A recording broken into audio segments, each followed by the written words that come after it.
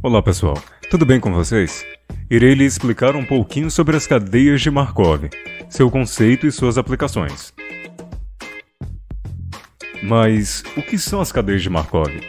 Bom, a própria natureza dos cálculos em probabilidade nos conduz ao questionamento se existe ou não dependência na ocorrência de fenômenos simultâneos ou sucessivos. Será que ao retirarmos sucessivamente duas bolas de uma urna que contém inicialmente 7 bolas azuis e 3 brancas, essas retiradas serão dependentes?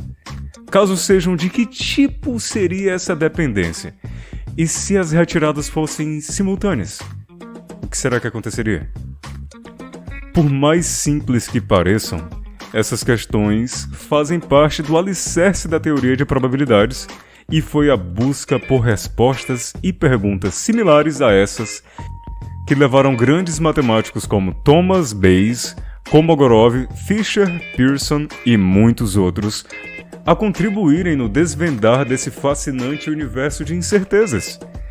Em particular, pode-se citar Andrei Markov, precursor do estudo da propriedade da perda de memória, propriedade que levou ao desenvolvimento da teoria sobre cadeias de Markov, ferramenta de grande aplicabilidade nos mais diversos ramos da ciência. Tá, mas o que são as cadeias de Markov? Ok, pequeno gafanhoto, calma lá. Vamos lá, segura aqui na minha mão. As cadeias de Markov fazem parte dos processos estocásticos. Mas o que é isso? Bom, em suma, os processos estocásticos são relacionados a eventos aleatórios. Por exemplo, se a gente jogar um dado, podemos obter 6 faces diferentes.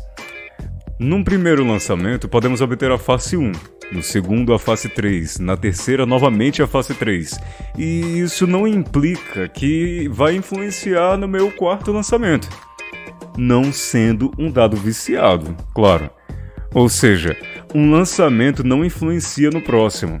Porém, quando um evento influencia no outro, estamos falando de um caso em particular, o vulgo cadeias de Markov. Um processo aleatório que satisfaz a propriedade Markov possui a seguinte característica interessante. Pode-se fazer previsões em seu futuro com base somente em seu estado atual, independentemente do que aconteceu no passado, até esse estado atual. Um processo estocástico que satisfaz a propriedade de Markov é chamado de processo de Markov. Se, além disso, o processo estocástico for a tempo discreto e formado por variáveis aleatórias discretas, o processo de Markov é chamado de cadeia de Markov. Uma cadeia de Markov é dita ser homogênea ou estacionária se as probabilidades de transição não dependem do tempo. A série de eventos independentes, por exemplo, uma série de arremessos de moedas, satisfaz a definição formal de uma cadeia de Markov. No entanto, a teoria é normalmente aplicada apenas quando a distribuição de probabilidade do próximo passo depende não trivialmente sobre o estado atual.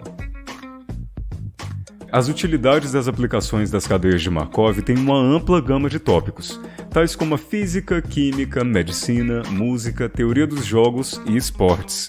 Na física, os sistemas markovianos aparecem extensivamente em termodinâmica e mecânica estatística, sempre que as probabilidades são usadas para representar detalhes desconhecidos ou não modelados do sistema. Já na química, cadeias de Markov e processos de Markov de tempo contínuo são úteis quando os sistemas físicos aproximam a propriedade de Markov. O modelo clássico da atividade da enzima, a cinética de Michaelis-Menten, podem ser vistos como uma cadeia de Markov, onde em cada etapa de tempo a reação prossegue em algum sentido. Enquanto Michaelis-Menten é bastante simples, redes de reação muito mais complicados também podem ser modelados com cadeias de Markov. Nas ciências da informação, cadeias de Markov são usadas em todo o processo da informação. Fundada em 1948 por Claude Shannon, em uma única etapa criou o campo da teoria da informação, que introduz o conceito da entropia através da modelagem de Markov. Tais modelos idealizados podem capturar muitas das regularidades estatísticas de sistemas.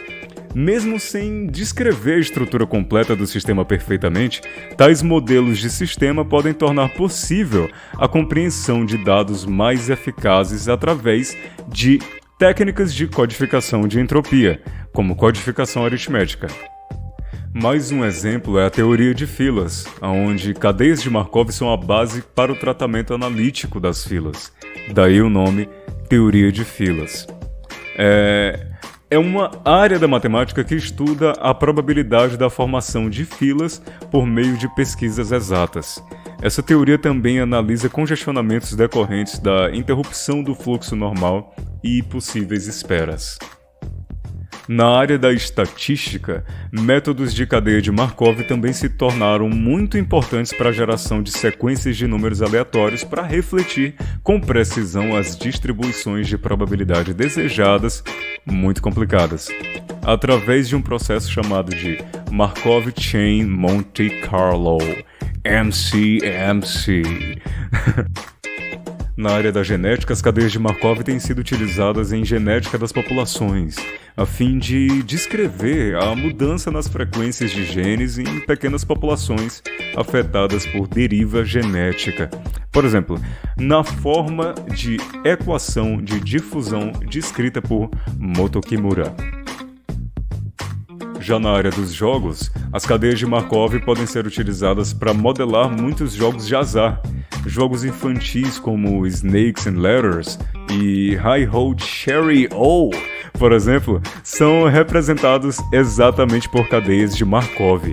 Em cada turno, o jogador começa com um determinado estado, em um determinado quadrado, e de lá tem chances de se mudar para alguns outros estados, que também são quadrados. No nosso último exemplo, o beisebol, os modelos da cadeia de Markov foram usados na análise de beisebol avançado desde 1960, embora a sua utilização seja ainda rara. O estado da cadeia de Markov se encaixa em cada meio turno de um jogo de beisebol, quando o número de corredores e saídas são considerados. E durante qualquer batida do bastão existem 24 possíveis combinações de número de saídas e a posição dos corredores. Então, nesse caso, o estudo de Markov pode ser usado para avaliar as corridas criadas para ambos os jogadores individuais, bem como para uma equipe. Ele também discute vários tipos de estratégias e condições de jogo, como analisar estatísticas para situações do jogo, tais como booting e base de roubo, e também de diferenças quando se joga na grama ou na relva sintética.